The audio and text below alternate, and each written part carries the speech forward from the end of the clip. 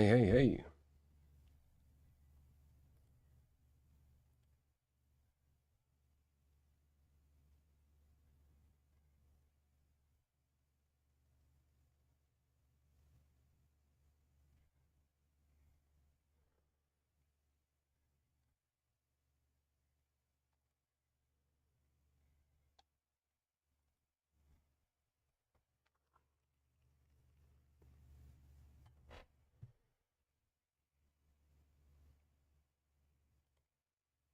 Hey, Seifert here. This is episode 11 in a series I've been doing on California history. You don't need to watch the previous ones to understand this one, but... Hey, Seifert here. This is episode 11 in a series I've been doing on California history. You don't need to watch the previous ones to understand this one, but it would be helpful. I've only got one more planned on Silicon Valley, though I've got a lot of research to get through to make that one. Let me know in the comments if there's another topic I should cover about California history before I finally complete this several years long project. In order to start researching that Silicon Valley episode, I started with today's sponsor, CuriosityStream. They're a documentary streaming service, and indeed they have plenty on the history of technology, even one that is specifically about California. It's useful to begin doing research into such a broad topic with documentaries, because they can tell you what people expect covered, yielding an excellent list of subtopics to dig into. CuriosityStream has stuff spanning science, nature, history, technology, music, food, and much more, with plenty of new documentaries getting uploaded every month. Plans start at $5 a month, and you can watch on basically any device. But if you go to curiositystream.com/cynical, which is also linked below, or scan the QR code on screen, you'll get 25% off. That allows you to stream all of their library instantaneously. So check them out. But today we're going to talk about why California is considered the left coast.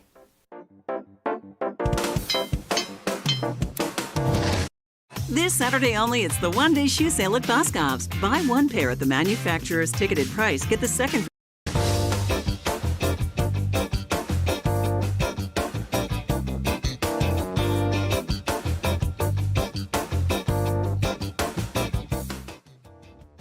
By the 1950s, California was the cultural capital of the United States and rapidly outpowering other states. No longer isolated because of geography and lacking settlement, the political atmosphere of the state reflected the nation and drives it even today. But that too was rapidly changing. California would become known as the left coast, but that ignores the diversity such a large population inevitably reflects. Voters are more purple than electoral maps can depict. Despite voting Democrats for president since 1992, there are currently 12 California Republicans serving in Congress, though many citizens feel misrepresented by the liberalism that pervades legislation from the state capital of Sacramento. Even the Democratic vice president, Kamala Harris, is from California. The Golden State had a tumultuous time getting to this political status. California was pretty much a swing state just after World War II. While the parties were in flux from the New Deal, and would remain so throughout the Civil Rights era, they would solidify into what we know today by the 1980s. While that national trend of parties switching politically and sectionally affected California, the same could be said the other way around.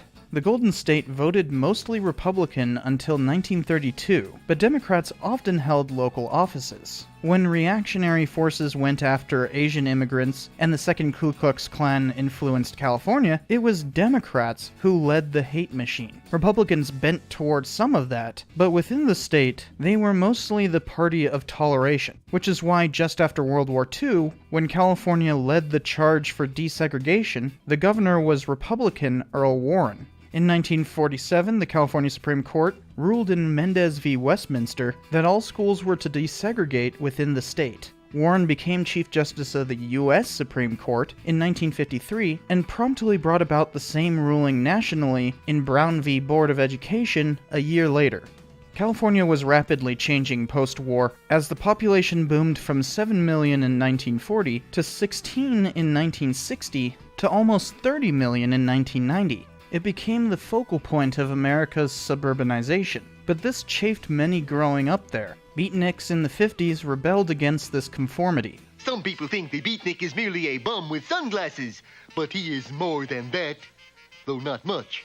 Channeling this dissent and a shakeup in the state Republican Party, Democrat Pat Brown won the gubernatorial election in 1958. He was much like the New Dealer Democrats that shifted left on racial issues along with economic ones. Following the lead of I have to say that objection. Beatniks are good people. Well, I don't know if they're good people, but that's a different topic. Worldwide. That same year, he oversaw the creation of the State Water Project, which redistributes water from NorCal to as far south as Riverside. He passed the 1963 Rumford Fair Housing Act, which ended racial covenants, but not all was well. California during the Progressive Era enacted the ability to bring popular measures through signatures to the general ballot. It was a form of direct democracy. Brown even lowered the required signature count, which he quickly regretted. In 1964, Proposition 14 tried to repeal the Housing Act. It passed 2-1, revealing how strongly prejudiced Californians were, despite their supposedly tolerant leadership. But the California Supreme Court overruled Proposition 14 for violating the federal constitution. Brown's second term was fairly hapless. Dissent arose quickly throughout the state. Obviously, some wanted segregation, while others thought Democrats weren't pushing hard enough for equality. A year after Prop 14, black people in the Watts neighborhood of LA read newspapers printing a salacious story of police brutality, though it turned out that it was quite drummed up. But nonetheless, the Watts neighborhood rose up in rebellion, quickly resorting to rioting. By the time that concluded, 34 lay dead. A year later, during a severely contested election, a couple college students in Oakland began a political party that would purposefully make people more afraid of black radicalism, called the Black Panther Party. LAPD reacted to the Watts riot by creating the first SWAT team, a model that would eventually spread to most police departments in the nation. They clearly got the wrong lesson and faced another riot in 1992 after officers who brutally beat Rodney King on camera were acquitted and a Korean shopkeeper received a light sentence for shooting an unarmed black teenager. 63 people died during those 6 days of pandemonium. At the same time as the Watts riot, a strike in the Delano grape fields was ramping up. Cesar Chavez led the newly created United Farm Workers and decided to march the 250 miles through the Central Valley to Sacramento to meet with Governor Brown, who refused to talk to the budding civil rights leader. Brown had lost his liberal endorsement and faced a conservative challenger. Using backlash politics, Republican Ronald Reagan defeated Brown in 1966. He employed the same fear-mongering about civil rights as the John Birch Society, which he had some close ties to. He'd fervently participated in the 1964 Goldwater campaign, which had also opposed the Civil Rights Act. Reagan made his fame as a Hollywood actor, and would use that to steadily turn the Republican Party towards conservatism. As governor, he'd target the Panthers, signing the Mulford Act, which bans open-carry firearms in California. But I would think that some of the bills that have been suggested, such as not carrying a loaded weapon on a city street or in town, this might certainly be a good one. There is absolutely no reason why out on the street today civilians should be carrying a loaded weapon. Of Chavez's strike, he said, "And I don't think that the same rules of industrial unionizing could apply in the farm, because that would not be legitimate collective bargaining. That would simply be blackmail. If you simply waited until the crop was ripe and ready to rot and then said, now we won't pick it, the farmer isn't bargaining under those circumstances. He's being blackmailed." Governor Reagan has a fantastic mind, to clutter up the facts. and he besieged welfare and the college system by cutting their funding wherever possible. Another California Republican became president only 2 years after Reagan became governor. Unlike Reagan, Richard Nixon was born in SoCal and served during World War II. He became a congressman in 1947 and was Eisenhower's vice president.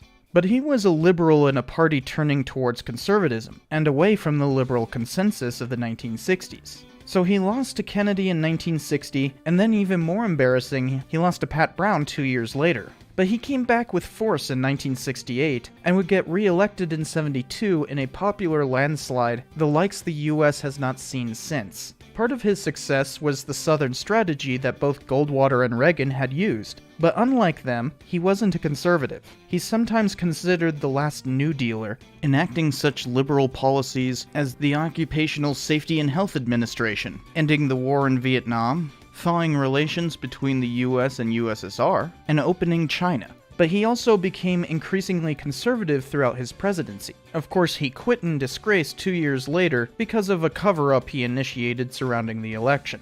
But California had an answer to its own conservatism. College students have always tended towards radicalism, and with the largest population, the counterculture of the 1960s would focus on the Golden State. From the nonconformist beatniks sprang the hippies. The Gulf of Tonkin incident brought a massive increase in troops to Vietnam only a month after the 1964 Civil Rights Act passed. Protests at UC Berkeley ramped up, but the administration tried to stop them, so students turned to fighting for their right to protest that school year, creating the free speech movement, which was eventually successful. From this emerged the New Left, a political ideology which focuses on peace and equality rather than the class liberation of the Old Left. The New Left is foundational to numerous movements today, such as current feminism, environmentalism, and social justice. But first, it provided the radicalism of hippies. The counterculture's nexus was in California, so hippies were a formidable force there. Far more communes formed in the state, and the Haight-Ashbury neighborhood of San Francisco is synonymous with hippiedom. Even before the counterculture, plenty of media focused on California, since it's our cultural capital, but that accelerated throughout the 60s. Get up to 30% off everything at Raymore and Flanagan's Memorial Day sale. We made it easy to upgrade your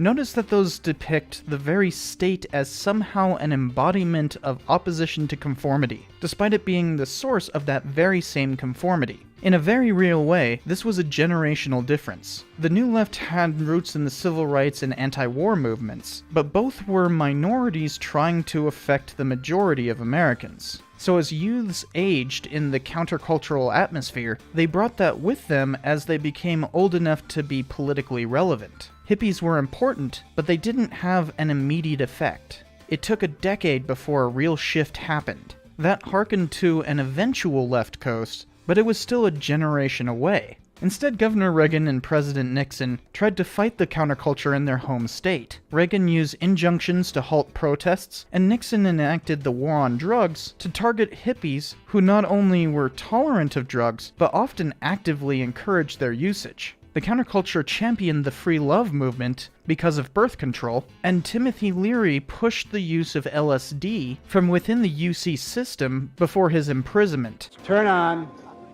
tune in, drop out.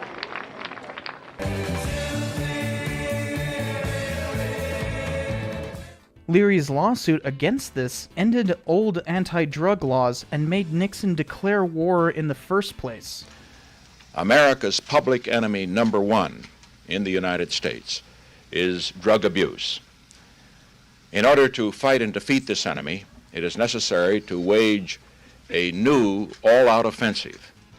Hilariously enough, Leary had escaped prison in San Luis Obispo and then attempted to run for governor against Reagan. What we're doing in our campaign for governor is part of this great movement, a revulsion against the old-fashioned politics. And most of these conflicts on the campus or in the ghetto are artificially created by old politicians like Reagan and Nixon who thrive on crisis. Getting the Beatles to make a song in support of his campaign to come together and join the party, though John Lennon changed the lyrics substantially during the Abbey Road recording session.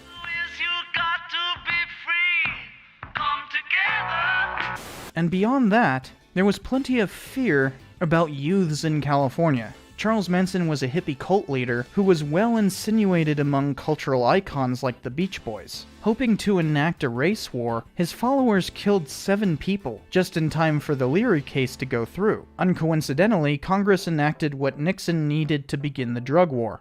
On the other hand, Nixon was far more sympathetic to Red Power. A group of indigenous activists took over the abandoned prison island of Alcatraz in 1969. They stayed for a couple of years with Nixon's overt support. Despite Reagan's protestations, they gained an American Indian Studies department at San Francisco State and launched the American Indian movement into a series of occupations. But Nixon's influence was destroyed by the Watergate scandal. Still, Governor Reagan aspired to the White House, so he didn't run for governor in 1974. The son of Pat Brown, Jerry, won that year and was largely seen as a new left figure. I am Governor Jerry Brown. My heart smiles and never frowns.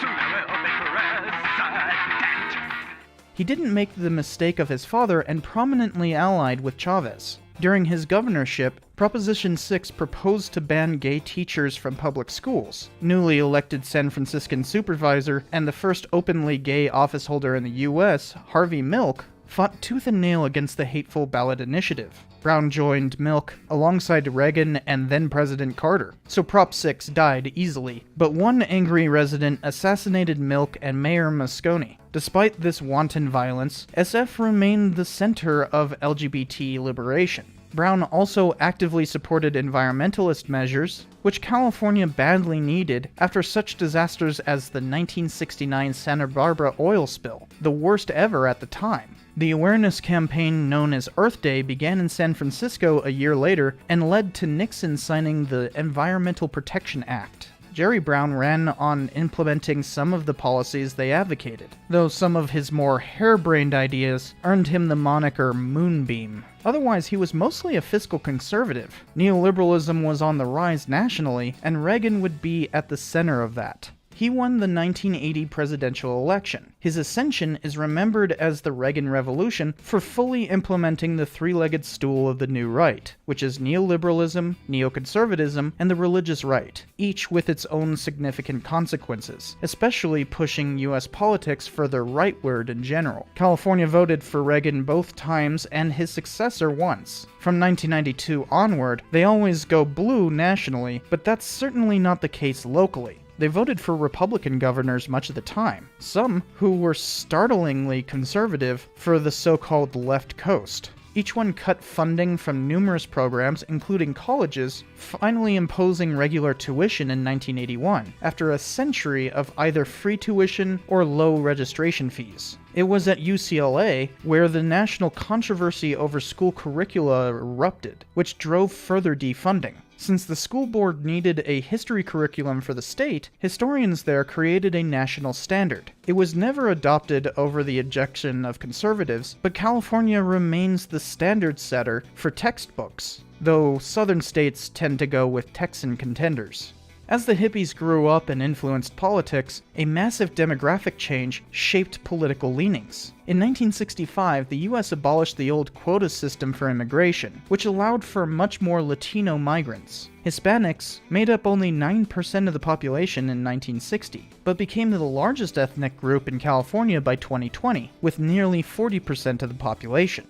Hispanics tend to vote Democrat, so that has also shifted the state bluer.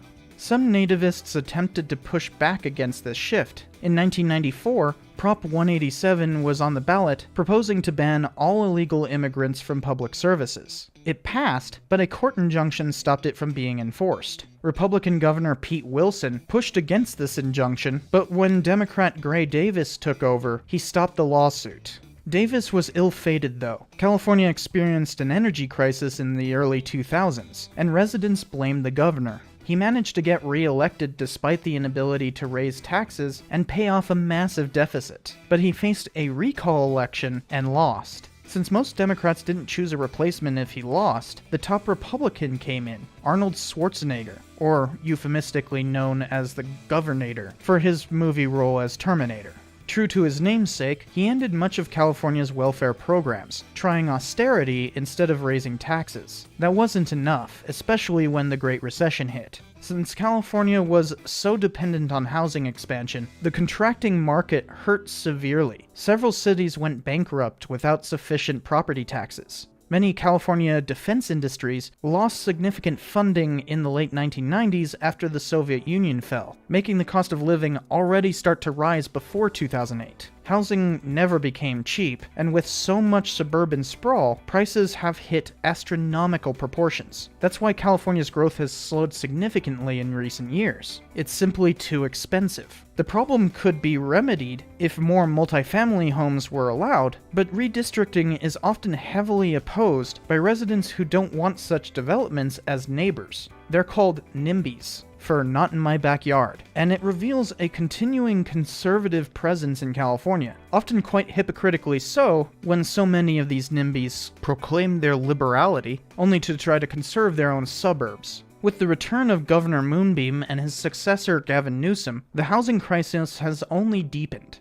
Newsom first came to prominence when he, as mayor of San Francisco, directed the city clerk to issue marriage licenses to same-sex couples in 2004. The California Supreme Court found that this was illegal, but in 2008, they ruled that gay marriage was legal statewide. Californians voted that down just a few months later with Proposition 8, though it maintained domestic partnership as a similar option until national legalization in 2014. Clearly, even after the state became known as the left coast, its actual position hardly fits that myth.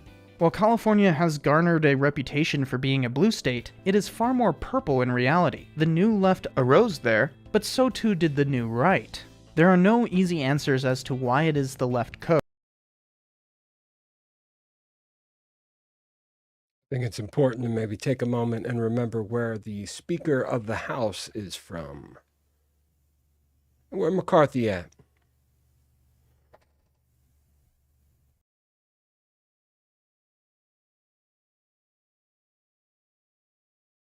Coast. Demographic change, being the cultural capital of the US, becoming the largest population, hippies, or whatever. California feels more liberal, but in a way it started off like that, when the first constitution rejected slavery in 1849. The parties themselves changed significantly throughout the 20th century. People simply notice more, since California is the most powerful state in the Union. Of course, it could simply be because West is on the left side of the map. Either way, California is an ever-changing place, the largest state by population, and the nation's cultural capital, making such broad interpretations doomed to falsity.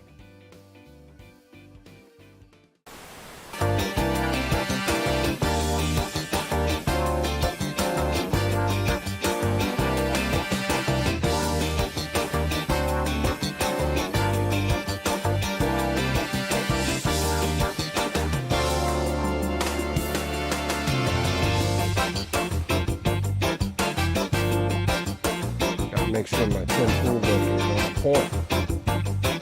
You know? What's the point of doing it? Man, it feels so good to have our buddy Cynical Historian back. I mean, he's real deal. All right, him and Mr. Beat, they don't care. They don't care. They're very. I hate to ingratiate myself on people that have been responsible enough to. My little baby Huey hair here.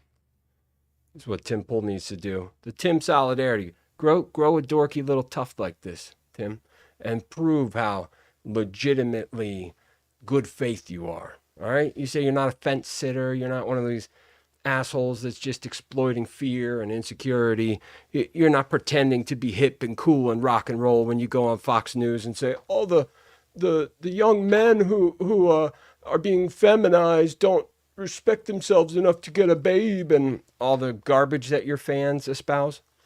Grow that little tuft, and I will be, I'm not going to be loyal to you, but I will chill until we can talk.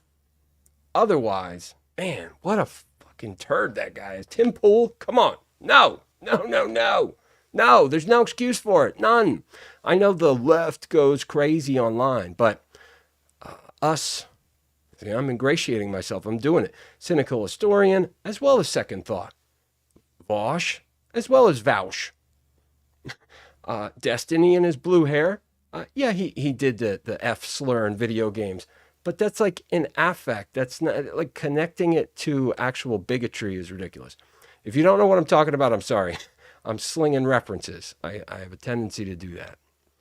Anyhow, it's really, really, really cool to have Cynical Historian back. I watched Mr. Beat has a new one too about the military-industrial complex.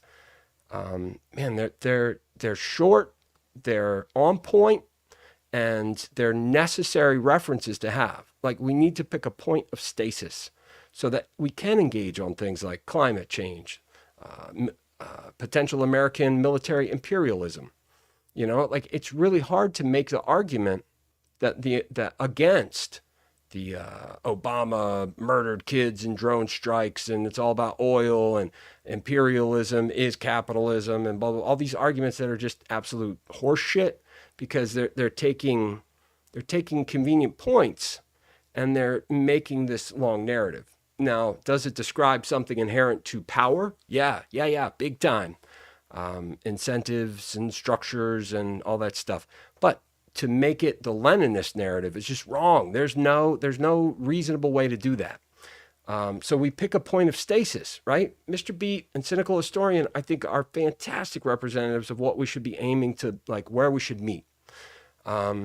Because I think when people are anti-left, unless they're like absolutely sheltered and coming from an uber evangelical community or household, where the masculine influence is so strong that their whole... Anyways, that's more psychoanalysis stuff. There are different types of personalities. I'm sure you've observed this. And when it comes to politics and registering or signifying where we stand, you know, like virtue signals are okay if you're convicted in your virtues. The problem is people aren't. There's a lot of imitation. And people look at the world history and a lot of the perspectives, takes, philosophies that are out there, and they'll, I think, maybe try to compete and have their own, or identify with other groups that have counter narratives, and they'll try to support those. This is how argument works. We're trying to suss out what's real. We're not loving the idea of like humiliating other people. Man, I didn't want to get into this. In fact, this is a no talking stream tonight. Watch, like, there's a bunch of people here. I don't know. Maybe there's one or two people. And if there are, thank you for coming. Thank you for showing your support by being here. You probably know it's like we're in a contest with norms. We're in a contest with social habits, online ruts that have been... And think like water flowing over the land. It makes channels and I don't know what you'd call it, mannerisms, mechanics, as well as the mechanisms. Also the skew that people who are algorithmically inclined or entrenched. There are all different types of factors that make this playing field uneven, unfair, and there's a gravitational pull towards toxicity, tar pits and whatnot. That orientation, I think, is looked at as the left sometimes. And in there is new media. New media is a very important distinction. That's independent, hopefully something that deserves to be called democratized. And there's a landscape. It's not all equal. Certain personalities influence and affect other personalities more. Certain subjects and methods of approach garner more, more views, more likes. It's the reinforcement, the illusion of approval. It is what it is, right? But we can like what we like, and we can try to figure out what that means. Well, who we are, who is me? Who am I? What is this all about? That type of stuff. You can work that out, and you can also work out, what do I want? Why do I want it? What's the fastest way to get it? Is it the journey? Is it the destination? Is it thing one, the objective, or thing two, the subjective? That will be a main reference point here on this channel, and with my madness. Thing one and thing two are objective and subjective. Another recurring reference will be that sociological or society, political, and economic are one thing. It's one thing. It only exists in the minds and therefore extension through activity. We've built things and contributed mutually over time together collectively, so that there are tangible effects to these considerations. But what started as subjective ends up being both subjective and objective, and they're uniquely human. I'm not just, doing high-minded blah, blah, blah, blah, blah. This is the best way to describe it. I believe. That's my good faith. I'm not presenting arguments, of which I have many, that I've reduced and refined down to a point so that they have utility. But people are not used to entertaining reasonable, rational, linear extrapolations, comparisons, categorizations. Like it is what it is. Also, you have different degrees of insecurity in these personalities. Like I say, there are different types of personalities, and there are not only emotional and mental, I'll say spiritual insecurities. There are physical, material, situational insecurities that may be beyond our objective understanding, but they are certainly a subjective influence. And that's the type of thing that we do here, okay? We want to get into it. So when I see people like Destiny or Vosh, not so much Hassan. I think Hassan is just trying to represent like reasonable people are actually more inclined to socialism than, but there's an error in that reasoning. By saying there's this system called socialism, everybody that approaches this in good faith as a socialist, they're starting to realize they have to rectify the Leninism in that. And they can't. They think they can, but they can't. They're beginning to realize this. They're adjusting. The next thing they're going to have to deal with is the word socialism. The word socialism is poisoned. Throw it out. Can't use it. We can't define it any damn way.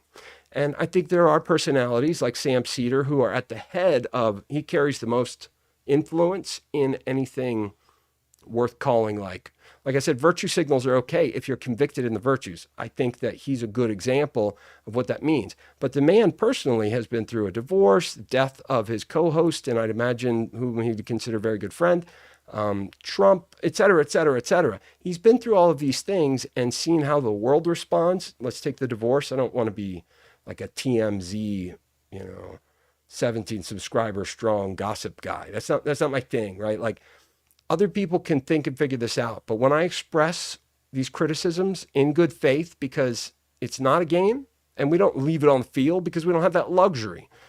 More references. The way things affect this, we can't just dismiss and hand wave them because they're inconvenient and it's too much work to break down. When I introduce some of these arguments, I will mysteriously see Tim Pool and other people in this, we're just critical of the left type people, using very similar arguments like Bob's Burgers and some like really weird, the timing is weird, whatever. I think people see me in states of delusion regarding grandeur, but it's just not the case. The whole reason that I'm here is to look at where ideas come from and go to. It's like the dye and the stress test stuff they make you drink so they can track. It's the same thing. I could be wrong, but I'm here to test those assumptions. I may be guilty of responding as if something was not necessarily in reference to me, but could apply. But that's I don't want to say a game because that's like crass. No, I enjoy, if I'm responding to somebody online, it's because they've tickled my fancy. I'm intrigued. I want to play, But the style of play that people see when it's something that doesn't match a pattern they're familiar with is like inevitably gone towards negative things. Also because I'm aggravated and frustrated, which speaks to the material and situational, the subjective influence of insecurity, I like to say, civility is an extension of security, which, I didn't think that up. The thing that put that in my head was American Horror Story. The one with Kathy Bates is like the old Wiccan, like pagan lady. She said, what'd she say? Kindness is a luxury for those with full bellies, or something like that. You know, in other words, like, until your survival needs, and we can think of Maslow's hierarchy here, this cleans that up very easily. You know, and it's insecurity. You know, you need to survive, right? So the more, and we can call those material at first. The material elements of survival need to be not only provided, like, here's a fish, here's how to fish, or whatever. You need to have a sense of security that the river's not going to run out of fish, and that you'll have the logs or the fuel to burn to cook the fish. The security and the knowledge that with a reasonable amount of effort, if we can help it, we want to work smart, not hard. But some people love this idea of working hard. It's like, oh, that's the virtue signal. And that's kind of like anyways, I didn't mean to get into a political thing tonight. If anybody's interested in talking politics, economics, society in general, human nature, the progress of time, and the dialectic of history, which is very much so real. People that critique capitalism and they do this Leninism thing and socialism, they're just wrong. Okay, you have to take, if there is any, the baby out of the bathwater, and we need to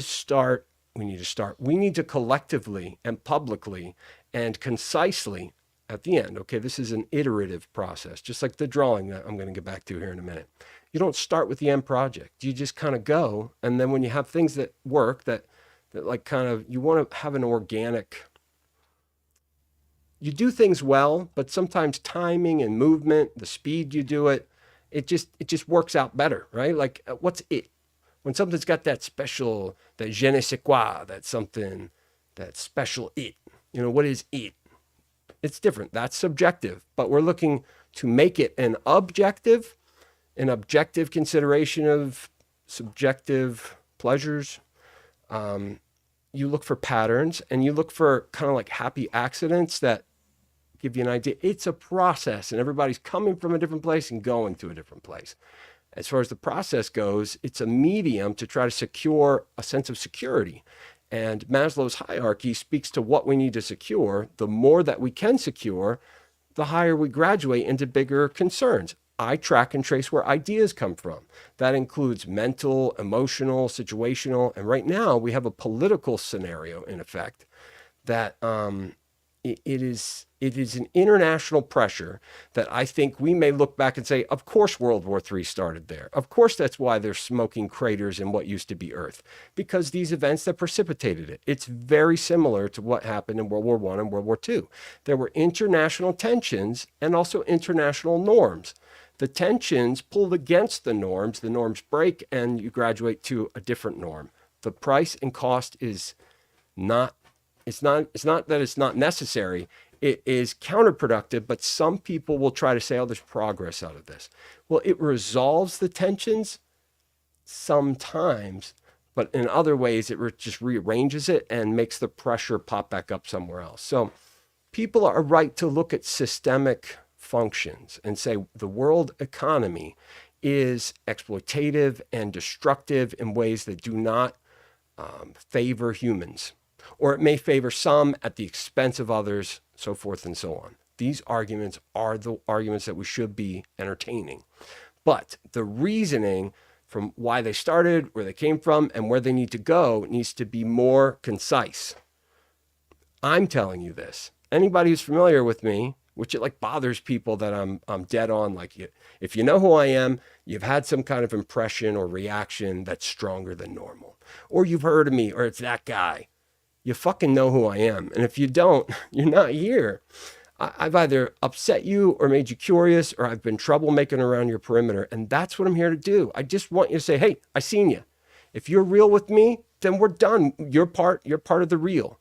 I'm a filter through which I'm looking for the real, so that we can all collectively establish and propagate and maintain the ideal. The argument that comes from the right, the only one that holds water, and it doesn't, but like I can imagine people being influenced by it, is that on the left, there's this airy, dreamy desire to bring about utopia on Earth. And that's a fool's errand, because obviously this life was not meant to be enjoyed. This is just but a step on the path towards a heaven that we'd earn through subservience to what? Something that is dictated by an authority or law or order that comes from what point? We're not very good at saying, what point did that start at? We're just like, it's there. It's there. I got to do that law. It's right. It's wrong. I'm looking for the real. I'm looking for people that see through that. That maybe, I hate to use this example because it came from a lady that sells art, and she's like, it's like she made the, anyways. There are people that see, because this is, I think it's describing something real. And I believe in gnosis, okay? I really do. And I can make a case for it. It also helps explain many other complicated things that without the right code to translate the references or what we're seeing, without the right code to translate the data, of course, a creative, ambitious mind is going to put together narratives and explanations that may or may not be right. Some parts may be right, others may be wrong. You refine it and you work on it as you go. You can't just be right all the time. And I think the youngins online tend to. Anyways, how to wrap this up? To get the ideals down, all right, we have to reduce them to policy prescriptions. We need to say, the Republicans and the argument and with utopia. They say, obviously, this life is not meant to be appreciated. It's the next life, so forth and so on. And that may have been it may have been a helpful narrative once upon a time because life was so miserable, right? And it's like the urgency that I see a lot of people have. They're like Bernie Sanders fetishists. That's all it is at this point. Marianne Williamson is so much better than Bernie Sanders. This is another reason I'm like, the Majority Report deserves my micro criticisms. I don't want to critique Sam Cedar like he got a divorce. And while there was a divorce, there's the red pill movement. And he sees some of that shit, especially if he's going through the New York court system. But he doesn't give in to that. He maintains that all of the complaints there are ridiculous, right? And he's kind of right in general. But his bias should have opened him up to at least, well, I don't know. There's too much to go through to be like going through divorce when you got kids and then bring that into he's classy. He's a classy dude and he's reasonable, rational, linear, and he sees. He's got the gnosis, all right? It's not necessarily him that I want to critique. I want to critique the influence, all right? Now with Matt Leck, there's no difference. With people that are into this Leninist, capitalism, imperialism, it's just too easy. That's so lazy. It's fucking lazy. So lazy.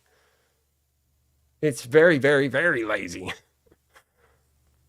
It's because you're not able to break it down. You assign an explanation that makes, whatever fetish you're entertaining conveniently just. It allows you to put what you perceive justly as, righteous indignation, and there are material insecurities that create tensions in society. And a really big one is grievances that need to be redressed in American, no less Western history.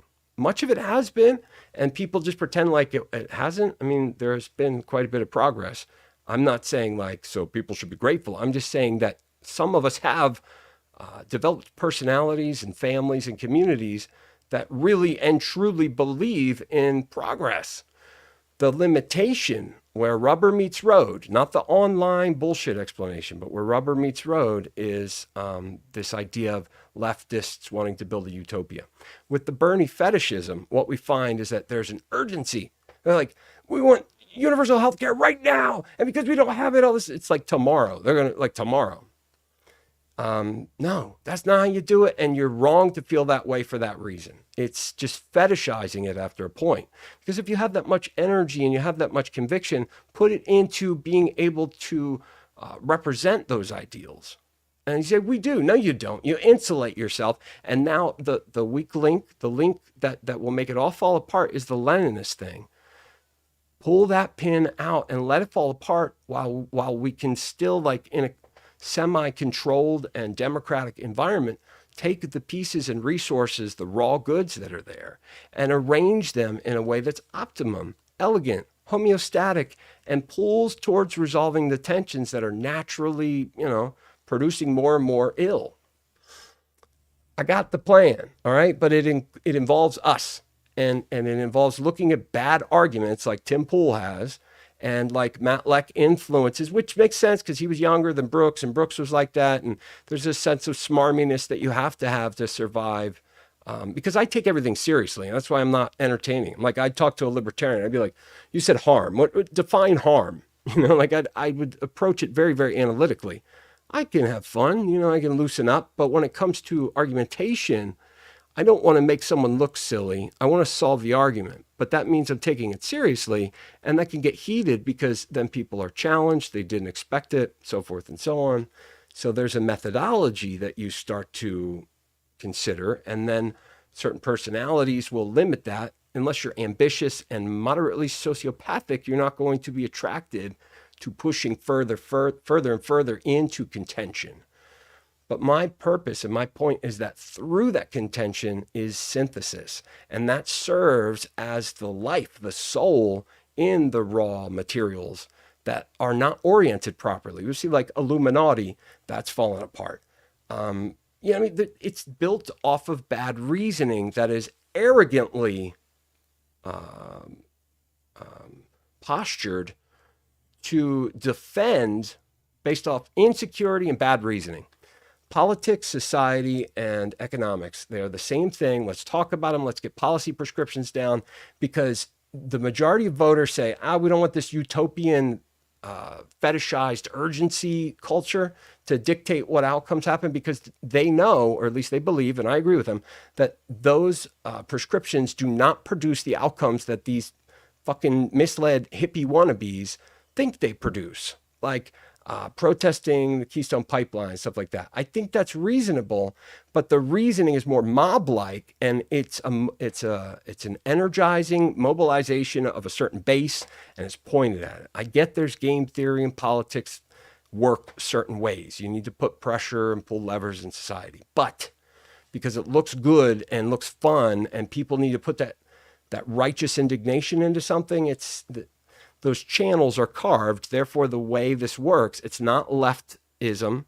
It's at best disjointed, soon to destruct, like the flaw is built into the code. The error is built in anyways, the Leninism. Cut the Leninism out and consider that the words like socialism and especially communism, they will never be viable. They will always alienate and charge people to be opposed. You need to look at the baby in the bathwater and say what policies, what prescriptions, what reasons, and have it be very public and open to reason and debate, not for antagonistic, like malfeasance's sake. You don't want to, there's many more arguments about personality types, and there is no ideal in the discourse. But those of us that see and get it and want to continue down the process, no matter if the approval's there or not, because what we've assembled in terms of linear, logical fact and explanation is there, and it's been tested and it's been refined, and it's like this badass machine when people are sitting around drooling and indulging in their fetishes about very important political, social, and economic considerations. Well, here's the solution. Here's the way we do it. Nobody. Why? Because I don't come in the package. Well, there's probably two reasons. I don't come in the package with the appearance and the shtick that they are programmed now. The unfortunate right sees this. Their criticisms are right. The explanations are wrong. Cut the Leninism out, and we're much more on the same page. My cat's asking to be let in. Look, I didn't mean to get into a big tangent. I'm going to turn the mic back off, and we're going to put Philosophy Overdoses, Postmodern Debate from 1984. I think the date is compelling because it serves to illustrate the point that I'd like to make, because it's true and it's real. I'm just pointing at something. I'm not saying I've got it. I'm saying this is the perspective. Check it out. The math works. There's nothing new under the sun. The rate, there are differences, but the core issues, the recurring problems, and the nature of our human conundrum remains the same. Progress is collective, and the only way that we're going to solve this very complicated and complex mess that we're in, nationally, internationally, thing one, thing two, subjectively, objectively, economically, socially, and politically, is to collectively, like, do it, right? We got to do it. All right, I'm going to let the cat in. Hang tight for just a moment.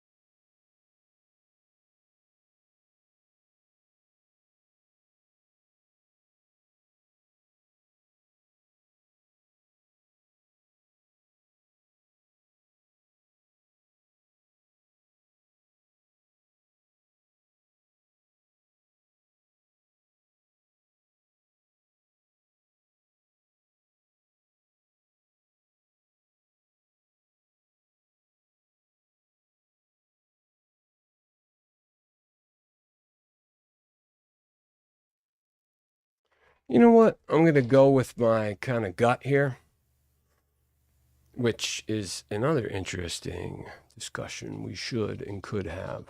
What is the gut? Is it something to completely ignore? I really take issue with how people break things down. Their explanations are wrong, and they're not open to correction, and they're not open to explanation. To be pushed is to push them away. To invite is to trigger them to be averse. It's just it's a bad deal, man. We got to clean it up. Either you're too old or you're too young, or you're too female or you're too male, or you're too this or you're too that. You're too white or you're too black.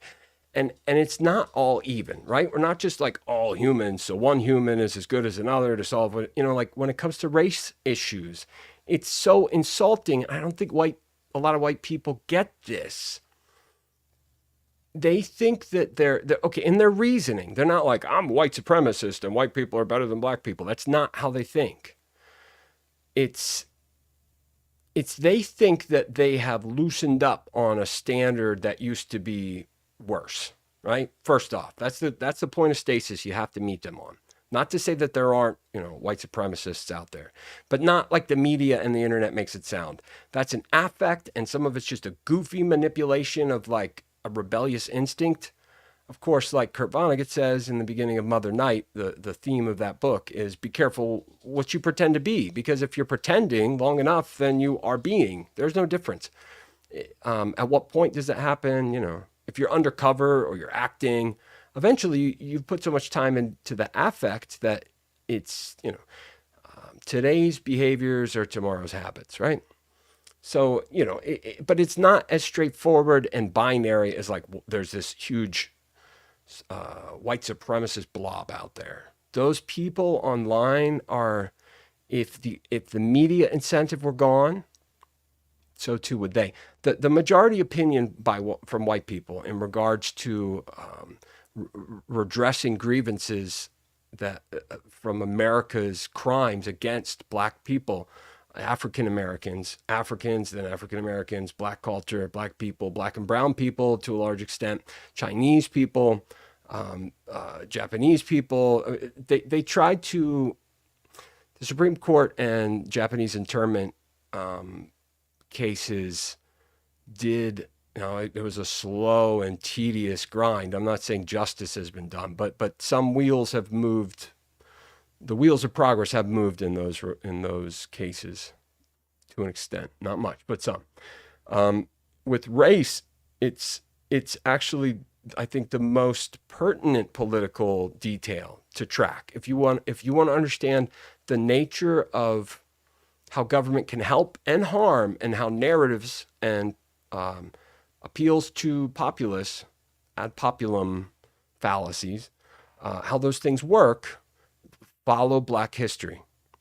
All right. So like the argument with white people is such that they think that they're better than, they're not the binary of like, I'm racist. They're like, I'm not racist, but, right? I've got black friends, things like that.